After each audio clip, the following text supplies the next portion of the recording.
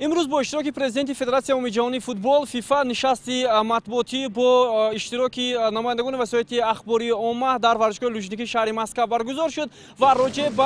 جام جهانی 2018 که در فدراسیون روسیه دایر شد پرزیدنت فیفا نتیجه گیری کرد و ابراز نمود که این مسابقات این جام جهان نسبت به مسابقات های قبلی کلا تفاوت دارد و بهترین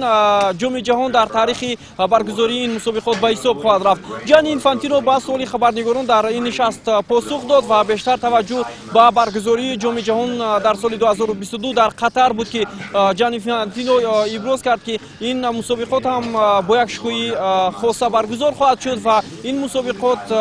تفاوتش در اون است که از ماه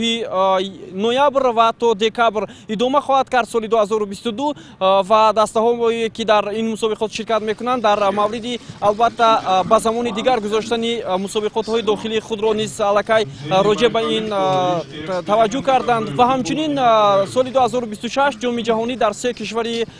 آمریکای لاتینی برگزار می شود. اینها ایالات متحده آمریکا، کانادا و مکزیک می باشد و جانی اینفانتینو با سوال اون که چی سبب شد و چی تفاوت دارد که شماره دسته ها از 32 به 48 رسانید و البته در سال 2026 48 دسته در این مسابقات شرکت میکنند. اینفانتینو ابراز کرد که در حقیقت هم سال به سال مسابقات جام جهان کلا به طرز دیگر با لایحه نو برگزار میشود و ما میخواهیم که دیگر تیم ها رو نیز که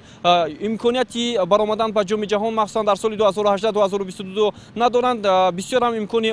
خوب دارند که در سال 2026 در جام جهان شرکت بکنند. او تاکید کرد که منتخب های بهترین سیاره منتخب ایتالیا، ترکیه، چیلی و دیگر تیم ها امکان نیافتند که به جام جهان 2018 بیایند. به همین خاطر هستند دسته هایی که می توانند آرزوی خود را در جام جهانی سال 2026 عملی بکنند و شماره دسته ها به آن خاطر آورده شده است که سال به سال البته فوتبال عمومی می شود و میان مردم محبوبیت بیشتر کسب می کند. همچنین جانی اینفانتینو راجع به برگزاری جام جهان 2018 قید کرد که فدراسیون روسیه در حقیقت هم با یک آمادگی خیلی هم بلند این مسابقات را برگزار کرد و او از مردم روسیه از روبرت این کشور و همچنین اتحادیه فوتبال روسیه اظهار قناعتمندی کرد که در حقیقت اونها در سطح بلند این مسابقات را برگزار کردند و آن مخلصان و هوادارانی که نسبت به این کشور نظری دیگر داشتند با آمدن و تماشا کردن از نزدیک این مسابقات را الکی به خود چیز دیگر را گرفتند. باید بگوییم که در میدان‌های فدراسیون روسیه زیاده از 1 میلیون نفر مخلص این بازی ها را تماشا کرد. 3 میلیارد نفر توسط آینه نیلگون بازی ها را تماشا کردند و همچنین 3 میلیون نفر در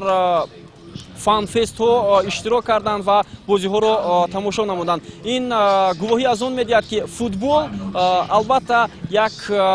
قسمت مهمی حیاتی مردم سیاره به حساب می رود و باید بگیم که جانی اینفانتینو در حال این نشست مطبوعاتی را برگزار کرد که